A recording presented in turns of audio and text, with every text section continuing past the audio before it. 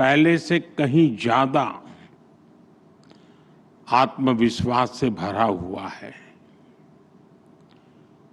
Global aviation ecosystem में हम न केवल एक विशाल मार्केट है, बल्कि पॉलिसी लीडरशिप, इनोवेशन और इंक्लूसिव डेवलपमेंट के प्रतीक भी है। आज Bharat global space aviation convergence का एक उभरता हुआ लीडर है। पिछले एक दशक में भारत की सिविल एविएशन सेक्टर में ऐतिहासिक उड़ान से आप सब भली भांति परिचित हैं। साथियों, ये समिट, ये डायलॉग एविएशन के साथ ही ग्लोबल कोऑपरेशन,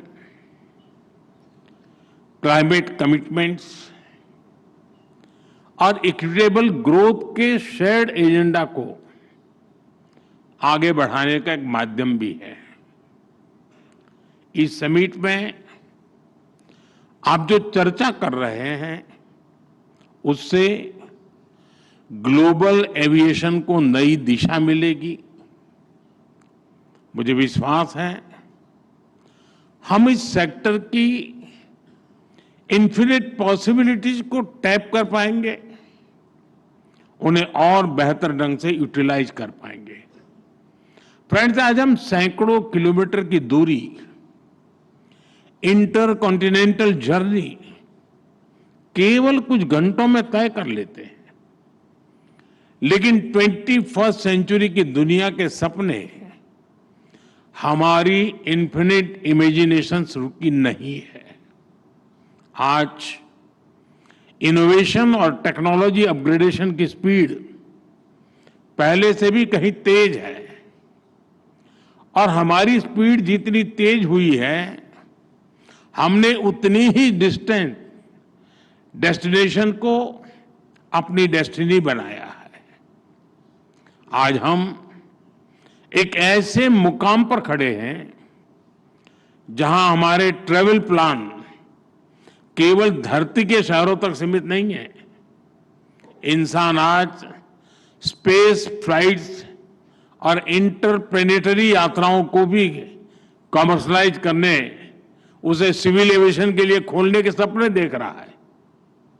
ये बात सही है कि इसमें अभी समय है, लेकिन ये बताता है कि आने वाले समय में एविएशन सेक्टर कितने बड़े ट्रांसफॉर्मेशन और इनोवेशन का केंद्र बनने वाला है।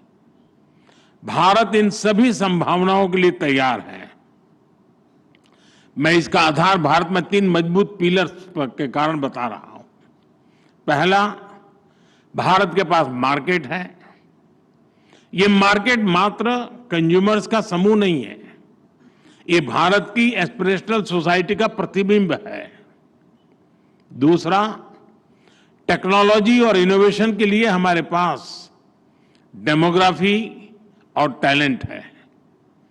हमारे युवा नए दौर के इनोवेटर्स हैं, जो आर्टिफिशियल इंटेलिजेंस, रोबोटिक्स और क्लीन एनर्जी जैसे क्षेत्रों में ब्रेक थ्रू ला रहे हैं।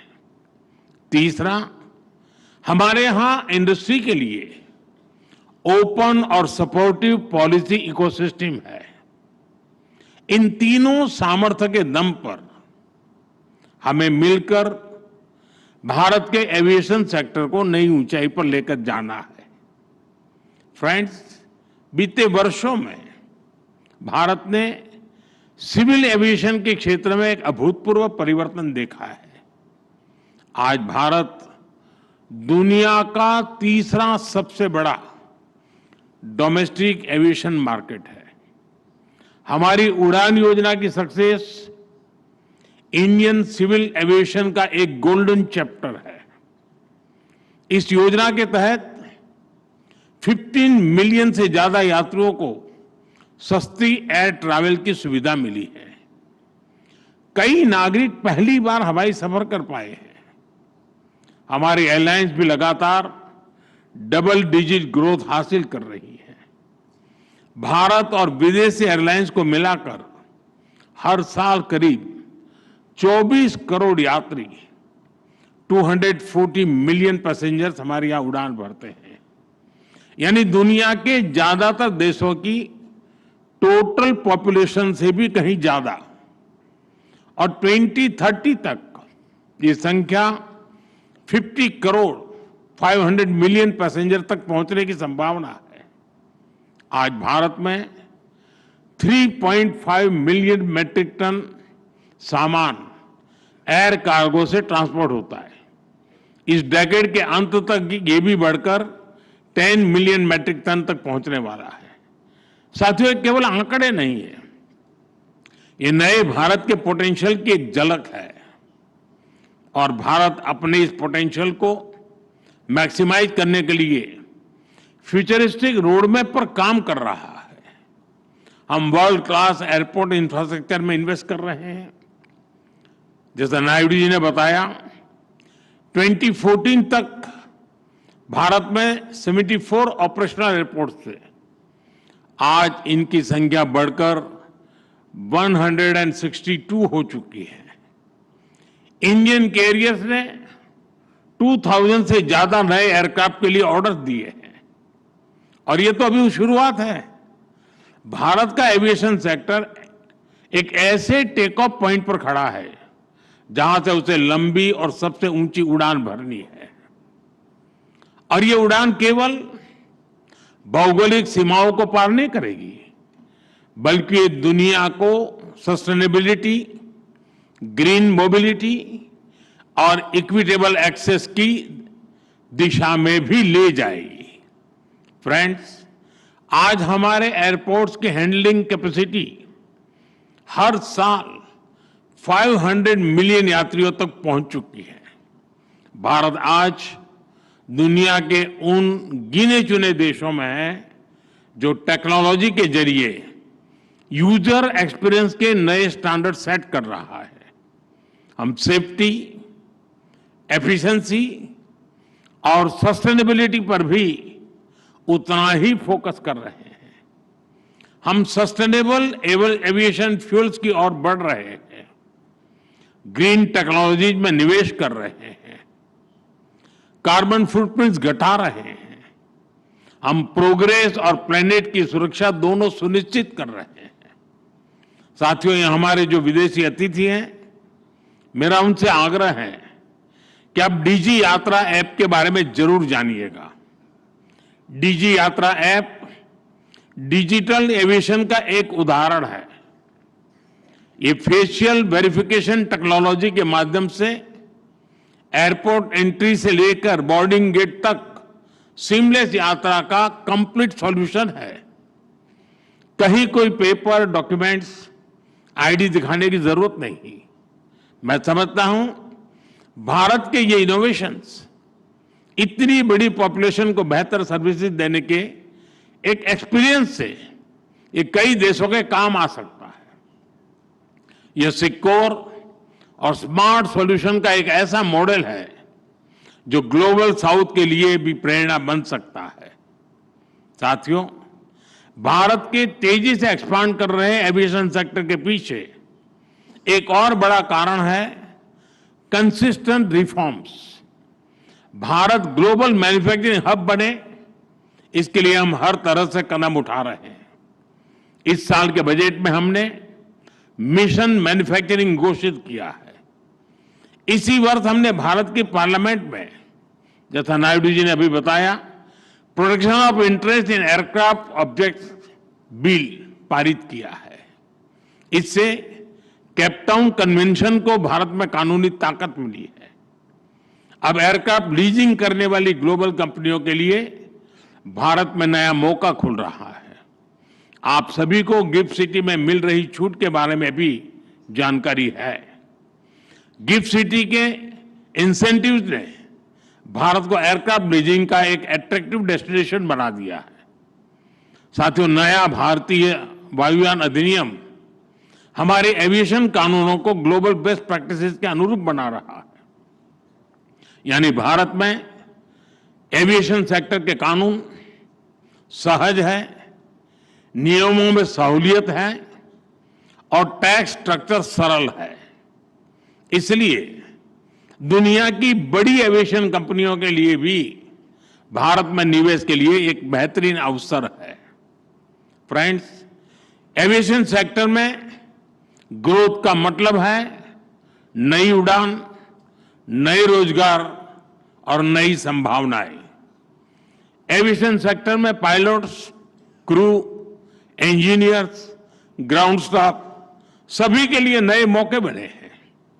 एक और नया सनराइज सेक्टर उभर रहा है, एमआरओ यानी मेंटेनेंस, रिपेयर और ओवरहॉल। हमारी नई एमआरओ पॉलिसी से भारत को एयरक्राफ्ट मेंटेनेंस का ग्लोबल हब बना के इस दिशा में तेजी आई है। 2014 में भारत में 96 एमआरओ फैसिलिटीज थी। आज इनकी संख्या 154 हो चुकी है। 100% FDI under automatic rule, GST में कटौती, टैक्स रेशनलाइजेशन, ऐसे कदमों ने एमआरओ सेक्टर को नई ऊर्जा दी है। अब हमारा लक्ष्य है 2030 तक भारत को $4 बिलियन का एमआरओ हब बनाना। साथियों, हम चाहते हैं कि दुनिया भारत को सिर्फ एक एविएशन मार्केट नहीं बल्कि एक वैल्यू चेन लीडर के रूप में भी देखें। डिजाइन से लेकर डिलीवरी तक Bharat global aviation supply chain का इंटीग्रल हिस्सा बन रहा है। हमारी दिशा सही है, हमारी गति सही है, इसलिए हमें विश्वास है कि हम तेजी से आगे बढ़ते रहेंगे। मेरा आग्रह है, मेक इन इंडिया के साथ सभी एविएशन कंपनियां डिजाइन इंडिया भी करें। साथियों, भारत के एविएशन सेक्टर का एक और मजबूत पक्ष है उसका इंक्लूसिव मॉडल। आज भारत में 15% से अधिक पायलट महिलाएं हैं। ये ग्लोबल एवरेज से 3 टाइम्स ज्यादा है। दुनिया भर में कैबिन क्रू में महिलाओं की औसत भागीदारी लगभग 70% है। हमारे यहां 86% है। भारत के एमआरओ सेक्टर में महिला इंजीनियरों की संख्या भी ग्लोबल एवरेज से आगे बढ़ रही है। साथियों, आज एविएशन सेक्टर का एक और की कंपोनेंट ड्रोन टेक्नोलॉजी है। भारत ड्रोन टेक्नोलॉजी को टेक्नोलॉजिकल एडवांसमेंट के लिए इस्तेमाल कर रहा है। साथ ही हमने इसे फाइनेंशियल और सोशल इंक्लूजन का एक टूल बनाया है। ड्रोन के जरिए हम महिलाओं के सेल्फ हेल्प ग्रुप्स को एम्पावर कर रहे हैं।